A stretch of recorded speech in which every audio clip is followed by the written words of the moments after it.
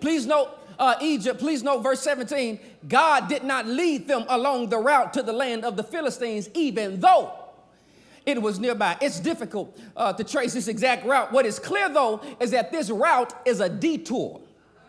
What is interesting is that there is no mention of Mount Oreb or Mount Sinai.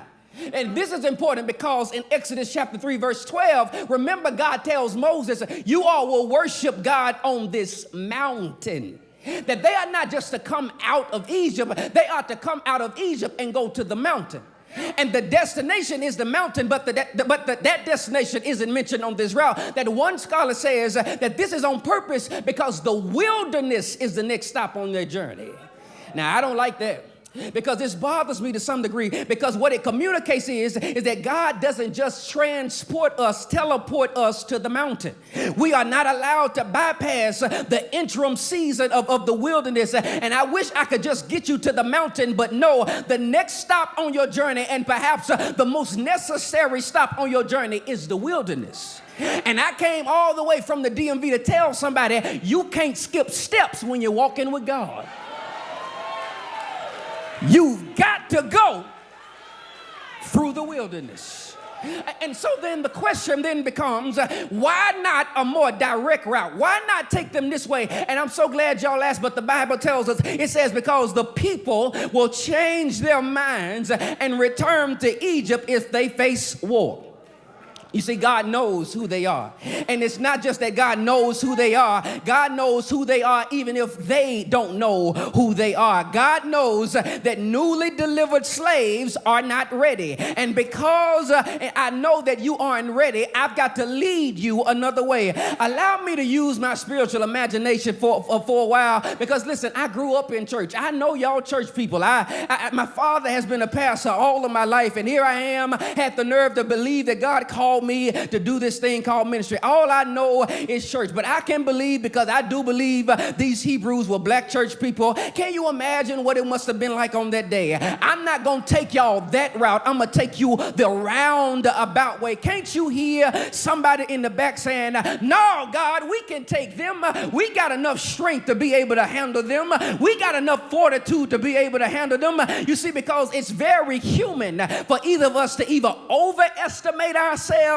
or underestimate ourselves. Because some of us, if we be honest, we think we're better than people, and we all that in a bag of chips, while others severely struggle to see the God-given ability that God has placed on the inside of you. And whether or not you're overestimating or underestimating, the practical ramifications can always be dangerous. And God understands that God can't base God's decisions off of your perspective of yourself. And God says, I'm going to take the wheel and lead you another way.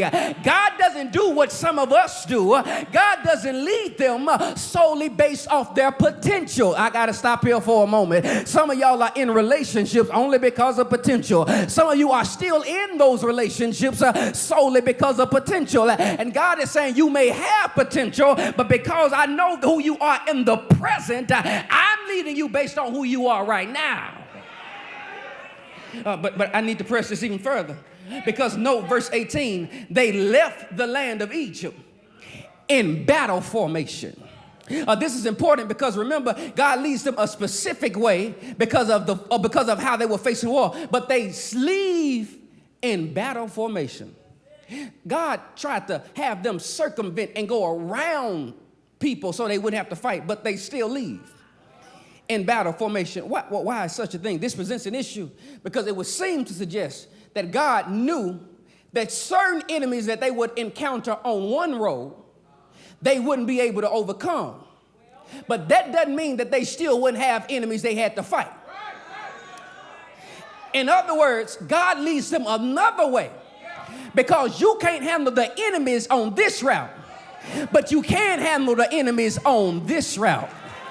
I got to stop here for a moment, because this testifies to a reality that God knows what you and I can handle in our lives. Can I be honest here today? You know what I think and what you are to learn about this, that you need to be happy with your route. I'm I'm happy with my route. All of us know people that have other routes, but you won't be honest, and there are some things that you've seen other people go through that would have taken you out, and there's some things that other people went through that would have taken you out, but God knows what you can and you cannot handle. God knows what you can and you cannot handle. That's why I thank God for my route. If you get the house before me, I ain't gonna be mad. I'm just gonna celebrate you and still celebrate my house. If you get the promotion before me, that's cool. I'm still gonna give God praise and still celebrate my route. Is there anybody in here that can pause here parenthetically and give God praise, not for a house, not for a car, not for a boo,